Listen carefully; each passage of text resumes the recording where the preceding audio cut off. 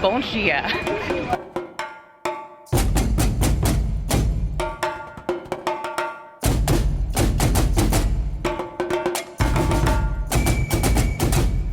Okay, so we closed out yesterday showing you the best view facing west to the city, but today is all about spectacular views facing east. We just arrived at Cristo Redentor, also known as Christ the Redeemer, which is notably one of the most postcard-worthy spots in not only Rio de Janeiro, but all of Brazil. We're about to head straight up to the top. There's a few different ways of getting to the top. One of the most common ways is going in a van with a tour group, and the other most common is taking the train all the way up to the top. Now there are other options if you're a little bit more on the adventurous side. I believe there's a hiking trail that goes all the way up to the top, to the peak of the mountain, but you do still have to pay to get in.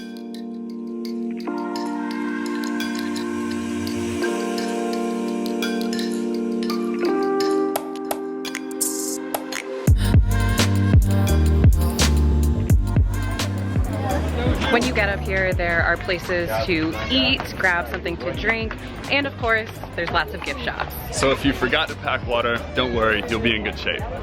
And here we are at the poster card, one of the, if not the most iconic landmark in Rio de Janeiro and quite possibly all of Brazil. It's actually one of the 7 new wonders of the world, so it's pretty well known. Construction on this place went from 1922 to 1931, so it took about 9 years, and the structure is made entirely of soapstone. So if you look really close to these little mosaic pieces all put together, and word on the streets is when they were putting it together, the workers wrote little messages to their significant others on the backside. So the structure's got a lot of history, a lot of stories to tell. The statue itself weighs 635 metric tons. When they originally designed it, they wanted to build it with steel, but they decided that reinforced concrete would be a much better design and hold for its crossed shape. And if you look really close, you can see lightning rods on its arms and on its head, but it's not totally immune to the weather. In 2008, there was a thunderstorm that caused a lot of damage to the fingers, head, and eyebrows. But the government initiated a restoration project to replace some of the soapstone layers and repair the lightning rods on it. In case you didn't know, Brazil has the largest population of Catholics in the entire world. So if you're wondering how this project landed here in the mid-1800s, there was an effort to place a Christian monument somewhere in the city, and they wanted to do it to honor Princesa Isabel, which was Dom Pedro II's daughter. But that was put on the back burner, and as Brazil became a republic instead of an empire, they revisited that idea decades later and had meetings with the cities to try to figure out what they could put in place, and they eventually decided on a large monument of Christ, which is what you see behind us. It's located on the top of Corcovado Mountain, and it's at the very highest point, the peak, which is 2,300 feet high. And if you are feeling like spending some money, you could always take a helicopter ride. Tickets in high season are 79 reais per person, and that includes a ride on the bondinho all the way up through the beautiful Tijuca National Forest. Do expect to share your space when you're here. There's lots of people here, no matter what time of day that you come. It's crowded. You also may want to research the weather before you come. Ideally, crystal clear days are perfect for an all-around panoramic of the city. And remember, in summer it gets really hot, so bring a lot of sunscreen and a lot of water. So this is my first time seeing the Christ, and I personally think that there are better views and better options to see the city. And I actually think this is a much more beautiful landmark from a distance. So with that being said, I would actually say you could probably pass on coming here and invest your money in going to Sugarloaf. That's where it's at. Listen, I think Rio de Janeiro is a city full of different activities, and if you've never come here, it's definitely worth putting on your list at least to come check it out. But you're inevitably going to see it everywhere you go in the city, so I think you should come check it out. Jen says you can pass, you be the judge.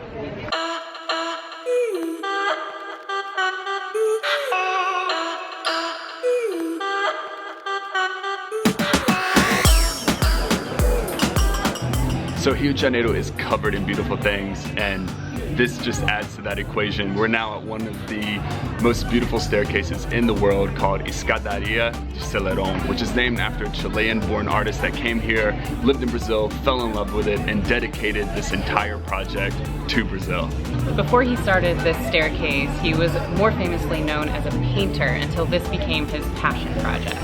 The staircase is said to be made up of 2,000 plus tiles from over 60 countries. There's a total of 250 stairs, and most of them started off as green, yellow, and blue for the colors of the Brazilian flag. That's how much love Jorge had for Brazil. And over time, he started adding some red tiles to increase the vibrancy and passion of the project. Unfortunately, this whole workload came to end in 2013 when Jorge died basically at the foot of his steps here in his house. So there was a candlelight service to celebrate him, and it still draws people year after year after year to come and admire his work.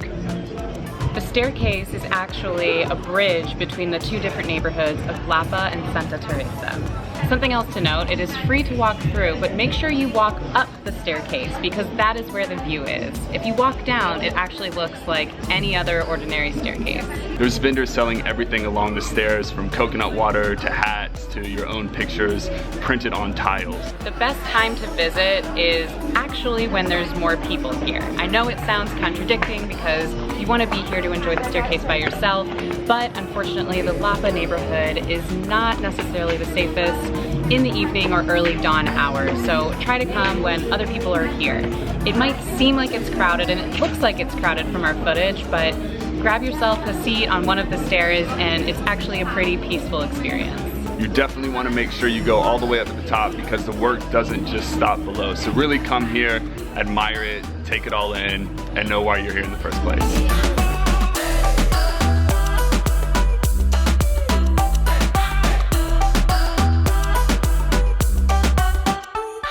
Within walking distance of the Escadaria Selarón is an area called Lapa. And this area, if you couldn't tell from the music behind me, is not only known from the locals, but also from all the tourists that come here. It's a great area to go out at nighttime, but in the daytime, it's kind of desolate. There's not that much activity.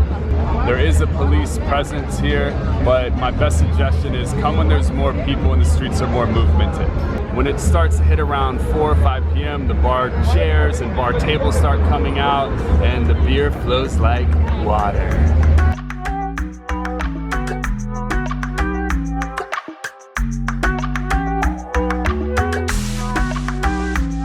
If you're wondering what's behind me, it's the primary landmark of Lapa. It's an aqueduct that was built in the mid-18th century to carry fresh water from the Rio Carioca to the residents of Rio.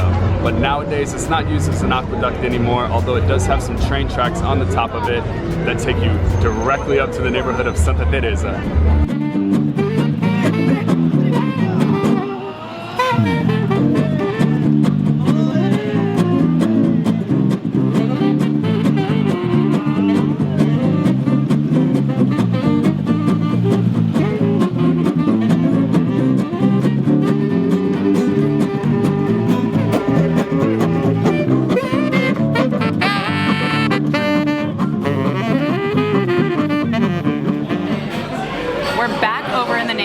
Santa Teresa, and we're at a bar called Bar do Mineiro.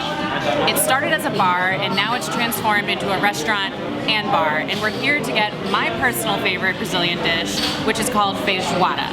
Feijoada is basically black beans with meat, with rice, with some greens, and then something they call here farofa. You either love it or hate it.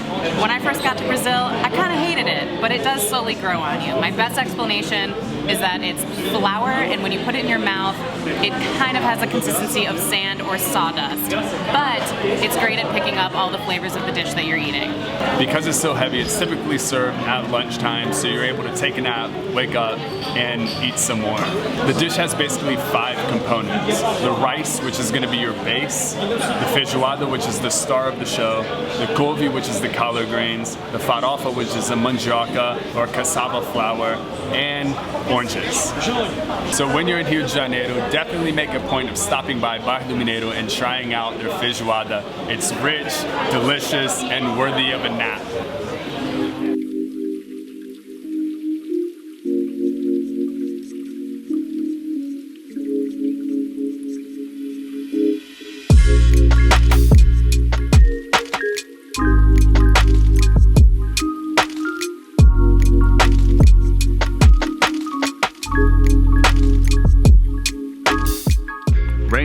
line, another point of interest you may want to add to your list when you're here in Rio de Janeiro is the Jardim Botânico, or the Botanical Garden. It's 15 reais per adult to get in, and it is a large park. So you're going to want to allot probably anywhere from an hour to 3 hours here. There's over 6,500 different types of plant species here. Some endangered. Yes, and it's honestly a very impressive garden, and the grounds are breathtaking.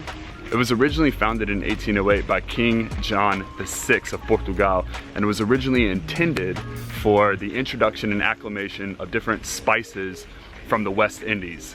Things like cinnamon, nutmeg, and pepper.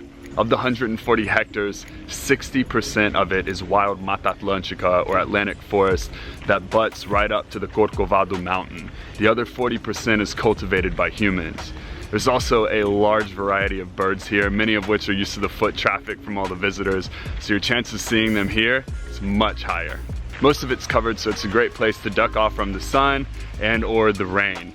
The security here is also really beefed up, so it's very, very safe for you to bring your cameras and go nuts. And the flora and fauna is a great representation and an introduction to Brazil.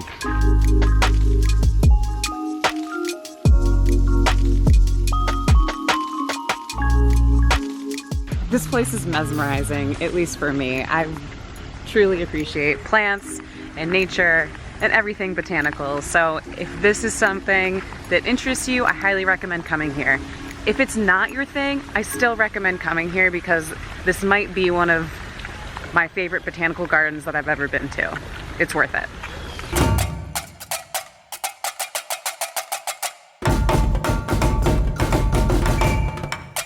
Well, how can I relay this message? It doesn't sound good. You can't say that. That's right. Yeah, that's right. Right? Yes. More than just a pretty picture to pump up your Instagram. Don't do that one? I hate that. No. Neck hurt? There's over 8,000 different types of species. I think it's 6,500, isn't it? It was 8,000.